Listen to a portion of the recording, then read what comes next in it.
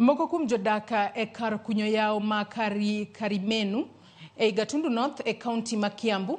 Adwaro mondo jatend piny Kenya William Ruto ogolie tich jatend migao mar pi kod ler mar aluora Wahome kuom rem loso weche mag chudo mowinjo piny owacho chwal negi. Chudo magiwacho ni osekaw kinde malach kapok ochopo negi. Ogandago manochiwo lopegi ne gedo mar yawno owinjo chul omenda maromo shillings milion 4.2 magi chich ni osechama e yor mibadhi gi jogo ma ok ging'eyo.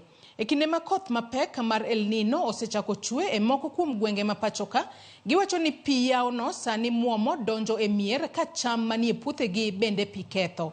Ne giwuoyo e romo mane gibedo godo gi jaod bura margi Elijah Njoroge, kama ne giwacho ni kata e ndalo oro yawno pok konyo e chiwo pi maler ne jodak makono. Angalau sasa tunataka kurudishia serikali yetu asante kidogo, sababu tunaona wameanza kumulika watu wale walikuwa mikora.